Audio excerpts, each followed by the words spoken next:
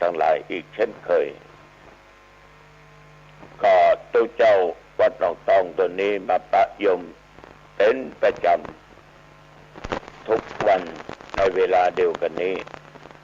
และก็ทางสถานีวิทยุแห่งนี้ตอนนี้ไปญาติโยมเอามาไหว้พระสวดมนต์เพื่อถวายเป็นพระพรมงคลแด่สมเด็จพระเจ้าลูกเธอเจ้าฟ้าพัชรกิติยาภาของพระองค์นั้นได้ทรงหายจากอาการพระประชวรญาติโยมตั้งอกตั้งใจเนอะไหว้พระพร้อมพ้องกันอะระหังสัมมาสัมพุทโธภควาพุทธังภ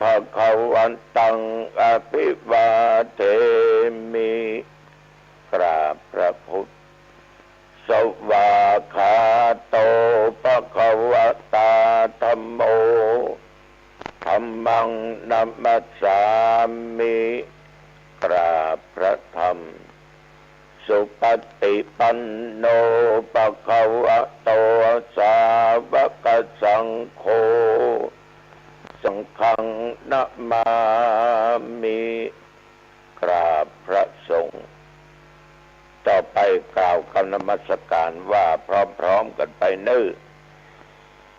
นะโมตัสสะภะคะวะโตอะระหะโตสัมมาสัมพุทธัสสะนะโมตัสสะภะคะวะโตอะระหะโตสัมมาสัมพุทธัสสะนะโมตัสสะภะคะวะโตอะระหะโตสัมมาสัมพุทธัสสะพุทธังสรณังคัจฉามิธัมมังสรณังคัจฉามิสังฆังสรณังคัจฉามิทุติยัมปิพุทธังสรณังคัจฉามิทุติยัมปิธัมมังสรณังคัจฉามิทุติยัมปิสังฆังสรณังคัจฉามิตติยัมปิพุทธังสรณังคัจฉามิตติยัมปิธัมมังสรณังคัจฉามิตติยัมปิสังฆังสรณังคัจฉามิยะโตหังภะเกเนอะเรยายะชาติยาชาโตนาปิชานามิสัญจิจะปานังชีวิตาโบโรเปตาเตนะสัจเจนะโสติเตโหตุโสติขัพพัสสะโพชังโคสติสังขาโตธัมมานังวิจโยตถาวิริยัมปิติปัสสติโพชังคาจะตถาปะเรสัมมาตุเปกะโพชังคาสัตเตเตสัพพะทัพสินาโมนินาสัมมาทัพขาตาปะปิตาภาอุลิกะตาสังวัตตันติอาปิญญายะนิพพานายะตาโพธิยาเอเตนะสัจจวัชเชนะโสทิเตโหตุสัพพะทาเอกัสสะมิงสามะเยนะโทโมขันลานัญจะกัสสะปังกิลาเนตุกิเตติสาโพชังเกสัตตะเตสัญญิเตจัตังอาปิดันติ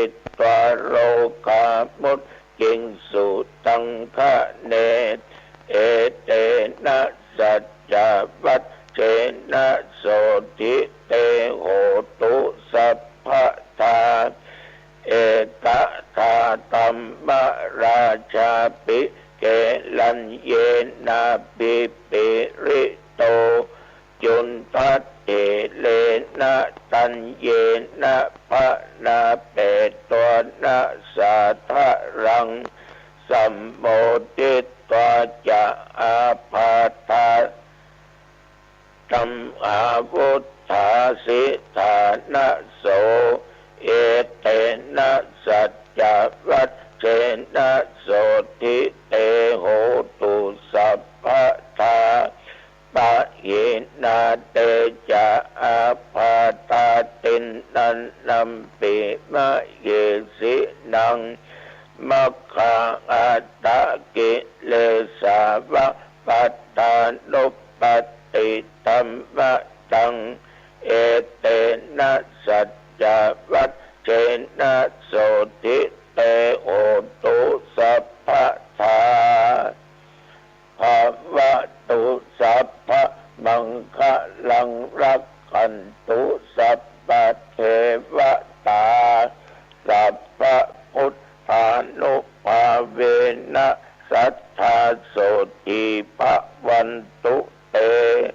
ภาวะตุสัพพะมังคะลังรักขันตุสัพพะเทวตาสัพพะสังฆานุภาเวนะสัทธาโสติภวันตุเตกรมอุตุได้ประกาศบอกไว้ว่านับตั้งแต่เมื่อตะวันว่ามาจนถึงปัจจุบันนี้แถวบริเวณวัดหนองตองและใกล้เคียงมีแต่ลมได้ยินเสียงฟ้าร้องแต่ว่าแถวบริเวณหนองตองไม่มีรายงานฝนตกแม้แต่เม็ดเดียวหยดเดียวแล้วก็อุณหภูมินั้นปัจจุบัน25 องศาฟ้าฝนตะวันนี้ญาติโยมไปตกเที่ยวใกล้ๆในเมืองเชียงใหม่ได้ถามญาติโยมแต่ลูกศิษย์ตรงหาได้โทรบอกว่าทุลุงทั้งฝนตกเกาะก็ตอบว่ามีแต่ลมเสียงฟ้าร้องไม่มีฝนตกถ้าฝนไปจะได้ตกครับตั้งแต่ฝนตกครับ ก็ดีตกตั้งเหนือดีกว่าตกตั้งใต้นอกอย่างน้อยก็จะมีน้ำไหลมาตามคันคลองตามลำน้ำแม่ติ่งเพื่อเอาใจพืชผลการเกษตรของพี่น้องชาวบ้านต่อไปท่านผู้ฟังทั้งหลายเมื่อตะวันนี้ตั้งยมอเพทายพร้อมด้วยท่านสจ2-3 ท่านเป็นตัวแทนของท่านนายกอบจ.เชียงใหม่ก็มาขอสุมาดำหัวในดิถีปีใหม่เมืองเหนือก็ต้องขออนุโมทนาต่อยมหมอเป็นอย่างมากแต่ได้จริงเพื่อก็ตั้งคลินิกรักษาคนป่วยอยู่ในเขตอำเภอหางดงที่ถนนสายเชียงใหม่ฮอดบ้านปะแงะหรือบ้านสีล้อมแต่มาภาพเมื่อ10 กว่าปีก่อนก็เคยไปฉีดยาที่นั่นครั้งหนึ่งนะเคยไปให้หมอรักษาโยมทั้งหลายแต่ว่าคุณโยมพุทธมาก็ได้นั่งนั่งจากันสนทนาธรรมะกันเกี่ยวกับเรื่องการปล่อยวางและปลงวางในด้านจิตใจก็มีโยมผู้หญิงผู้ติดตามวันนั้นได้ยินโยมหมอบอกว่าไม่ค่อยปล่อยวางเป็นห่วงนั้นห่วงนี้ห่วงพี่น้องชาวบ้านห่วงการห่วงงานห่วงกว่ามันบ่สำเร็จ เลยนอนบ่ค่อยหลับแต่ที่จริงญาติโยมนั้นนี้เคยปฏิบัติวิปัสสนากรรมฐานจากสำนักหลวงปู่ทองมาฉะนั้นเมื่อตะวันวานี้ก็จึงได้สนทนาธรรมก็ใช้เวลานานพอสมควรการนั่งสนทนาธรรมเสวนาธรรมเนี่ยญาติโยมบอกว่าเนี่ยอาตมาเองนี่บอกว่ามีความสุขใจถ้าได้นั่งสนทนาธรรมกับใครแล้วมีความสุขใจแต่การสนทนากันนั้นจะต้องอยู่ในพื้นฐานของเหตุผลไม่ใช่ว่าเอาขี้ข้างเขาถูกันขัดแย้งกันอยู่ตลอดแต่ขัดแย้งได้เมื่อมันไม่ถูกต้องฉะนั้นโยมมีหลายท่านหลายคนที่เป็นนั่งสนทนาเสวนาธรรมะโยมบางคนนี่โอ้โหได้เป็น 4-5 ชั่วโมง ก็ดีใจนะมีความสุขใจบางเรื่องนั้นเราก็เคยได้ยินเราก็ได้ยินนึกมาถึงว่าจะเป็นอย่างนั้นจะเป็นอย่างนี้เราก็ได้ยินได้ฟังเพราะธรรมะนั้นญาติโยมอยู่กับทุกคนแม้แต่คุณโยมทุกท่านที่ฟังอาตมาภาพบรรยายธรรมะในรายการปกิณกะศีลและธรรมนั้นก็อยู่ในจิตในใจของคุณโยมแต่ว่าเอาบัดได้โค้นไปพบไปปะแต่จริงเรื่องศีลเรื่องธรรมอยู่ในจิตในใจทั้งนอกกายในกายของโยมมีพร้อมก็เหมือนว่าตะกี้คือเอายังว่าพบว่าปะก็เลยบอกจักคุณค่าของศีลและของธรรมต่อออกไม่ออกญาติโยมแต่ว่านี่เช่นเดียวกันอาตมภาพเมื่อตะวันวาก็ได้รับกิจนิมนต์ไปในงานข่าวดำโยมคนนี้เป็นลูกผู้ใหญ่บ้านอายุได้22 ปีมีครอบครัวมีลูก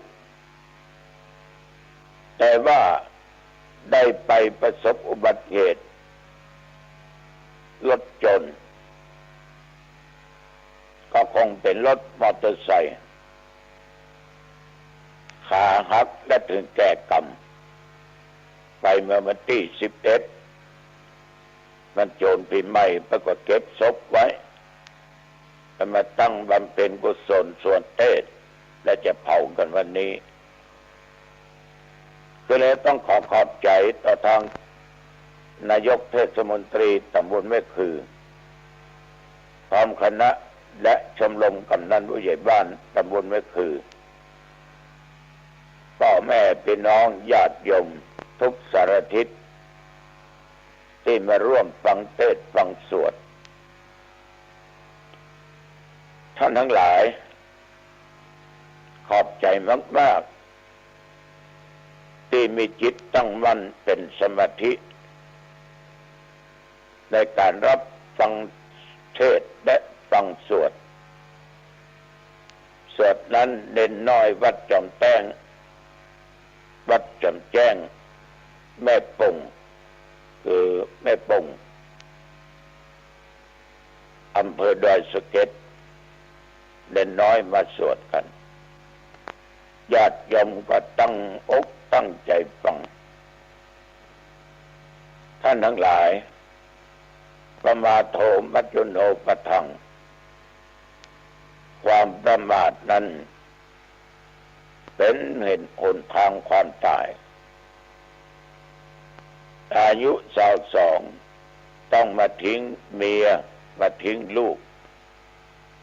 มาจากพ่อมาจากแม่ไปก็เรียกว่าไปบังคับรับว่าตื่นฟื้นว่ามีนีว่าป้นทุกคนย่อมเป็นไปได้แต่จะด้วยวิธีการอย่างใดเท่านั้นเองฉะนั้นญาติโยมอุบัติเหตุทางถนนเนี่ยมันเยอะมันจะว่าเว้นแม้แต่ละวันเพราะคนเราเนี่ยประมาทจนเกินไปเครื่องยนต์มันแรงมันมี2 ล้อ4 ล้อจะกี่ล้อกี่แว่นก็จ้างถ้าประมาทพลาดเสียองค์ะได้เสียเข้าเสียของเสียชีวิตได้นี่ก็ขอฝากเตือนสติว่าออกบ้านออกจองไปที่ไหนเหนือใต้ตกออกแบบว่าใกล้ๆอย่าได้ประมาทได้โยมนะคือมีสติมีสัมปชัญญะมีปัญญาควบคุมจิตควบคุมสติควบคุมเดี๋ยวทุกอย่างก็จะดีเองระหว่างที่ตอนจบเตียวออกมาก็มีแฟนพันธุ์แท้มากบางท่านบางคนก็ร่วมปูจากันเทศต้องขออนุโมทนาต่อโยมแม่อุยปอพิญาติโยมแม่อุยปอพิญาติเนี่ยญาติโยมเพิ่นบอกว่าแม่ฟังท่านพระครูว่าเมื่อเจ้าว่าเมื่อวันว่าเมื่อแรงต้องขอบคุณต่อโยมแม่อุยปอเป็นอย่างมากแต่เพิ่นไปอยู่หั่นเนี่ยเป็นคนบ้านปัดตึงหลวงปู่ลาบอำเภอสังกำแพงพุทธก็แสดงว่าคนที่ตายนั้นจะต้องเป็นญาติกันแม่อุยปอพิญาติโหวัตุเจ้าหนองตองจะไปเทศก็ปาหมู่คณะอันเป็นแฟนธรรมะแฟนพันธุ์แท้ติดตามและได้ร่วมทำบุญต้องขออนุโมทนาขอแม่อุยปอพิญาติมีอายุมั่นขวัญยืนเน้อแม่เน้อสุขภาพกายใจแข็งแรงได้อยู่กำจูบวรพุทธศาสนามีอายุมั่นยืนยาวได้สัก120 ขวบเข้าพระภาษาเน้อต่อออกแม่ออกญาติโยมท่านผู้ฟังจิตใจของมนุษย์นั้นถ้ามันอิ่มไปในทางบุญมันก็มีความสุขถ้ามันไม่อิ่มมันมีความกระหายในทางบาปมันก็เป็นทุกข์ดังที่ปัญจังอู้จังจาเป็นพังเพยว่าไฟใบอิ่มด้วยเชื้อท่านทั้งหลายที่ฟังนี่คงจะเคยหันไฟไหม้เนาะหันไฟไหม้หลายๆคนเมื่อเวลาไฟกำลังห่มลุก อย่างหนักนั้นลองสังเกตดูถ้ามีลมมาเนี่ยลมนั้นมันจะช่วยกับพือไฟนั้นลุกอย่างรวดเร็วลมหนาวสมาญาติโยมพอไฟมันติดลมมันจะลามไหม้เผาไปทุกสิ่งทุกอย่างที่มันขวางหน้าถ้าเอาบ่อน้ำ ยาเคมีต่างๆเขาดับหรือว่าเอารถดับเพลิงมาช่วยดับบอกว่ามันจะเป็นบ้านเป็นเรือนเป็นตึกรามบ้านจ่องสูงกี่จังก็ตามแม้แต่ตูบน้อยๆมันก็คงจะบ่เหลือเหตุใดมันบ่เหลือญาติโยมเพราะมันบ่อิ่มด้วยเชื้อมันมีที่ไหนจะลุกไหม้เผาผ่านไปทุกที่ทุกต่างนั่นมันเป็นเรื่องของไฟแต่ทีนี้ญาติโยมเอาวกมาอู้ถึงเรื่องของคนที่มีความใคร่ความใคร่เหมือนกับไฟราคะอคิไฟคือราคะเพราะว่าบุคคลนั้นจะเป็นหญิงเป็นชายเป็นนักบวชก็ตามเมื่อความใคร่เกิดขึ้นอยู่ในจิตในใจโยม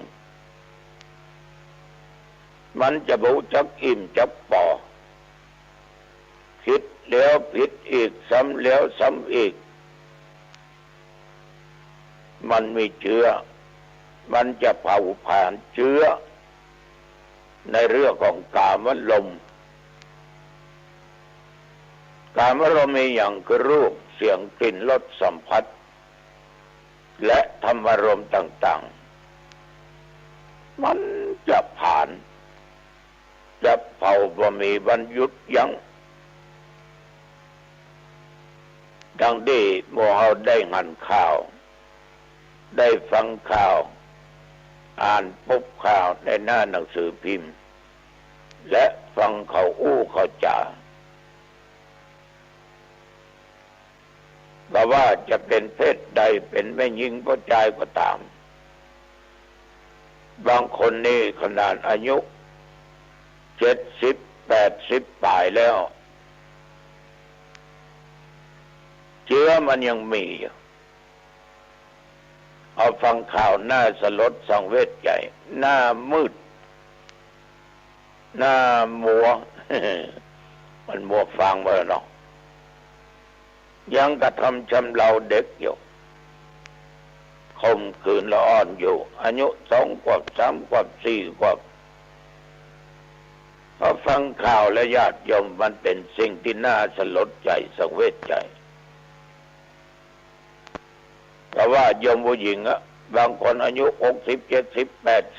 80ยังบักอิ่มด้วยนะยังไปอิ่มปักใต้ก็อยู่กับละอ่อนวัยรุ่นอายุ10 ปลาย20 ปลายเนี่ยสิ่งที่พระเจ้าเป็นเรื่องบางอย่างก็น่าแปลกเพราะคนเราเนี่ยญาติโยมมันบ่รู้จักอิ่มในเรื่องของกามารมณ์ฉะนั้นพระพุทธเจ้าพระองค์ต้านจึงได้สอนว่าสาเมหิโลกัมหินะอัตถิทิฏฐิแปลว่าความอิ่มด้วยกามทั้งหลายมันมีในโลกญาติโยมฉะนั้นเมื่อมันเป็นเช่นนี้เราจะได้ยินข่าวดูข่าวฟังข่าวต่างๆอยู่ตลอดเวลาเพราะไฟมันไปอิ่มด้วยเชื้อนั่นคือไฟไปนอกไฟไปในก็เช่นเดียวกันมันบอกว่าจะอิ่มจะพอโดยลืมอายุว่าตัวเองอายุเท่าใดประมาทในชีวิตหลงระลึงอยู่ในสิ่งเหล่านี้มันก็จะพบแต่ความทุกข์อยู่ตลอดไปฉะนั้นญาติโยมจึงขอฝากไว้เอาละวันนี้อู้จ่าไปมา เป็นเวลาพอสมควรอายุวันโดสุขังพลังพบกันใหม่โอกาสหน้าเจริญพร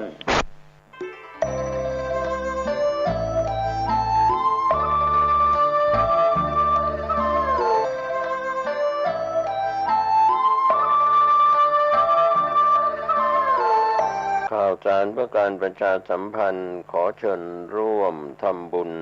งานประเพณีสงน้ำพระพุทธรูปพระเจ้าตาเขียวณวัดบ้านเหล่าพระเจ้าตาเขียวตำบลบ้านเรือนอำเภอป่าส่างจังหวัดลำพูนจัดงานทั้ง3 วัน 25 26 และ 27 เมษายน พุทธศักราช 2566 ปัจจุบันมีพระครูภาวนาโสภิตฝ่ายวิปัสสนาเป็นเจ้าวาดพร้อมคณะศรัทธาของวัดบ้านเหล่าพระเจ้าตาเขียวทุกหลังคาเรือนกำหนดจัดงาน 25 เมษายน 7:09 น.คณะสงฆ์คณะศรัทธาถวายสักการะพระพุทธรูปพระเจ้าตาเขียวและบวงสรวงท้าวเวสสุวรรณท้าวกุมพันธ์ 26 เมษายน 9:09 น.คณะกรรมการและศรัทธาของวัดบ้านเหล่าพระเจ้าตาเขียวร่วมกันแห่น้ำสงองค์พระพุทธรูปพระเจ้าตาเขียวจากวัดบ้านก้องตามถนนสาย 106 ถนนประชาอุทิศบ้านกองงามหนองดูจนถึง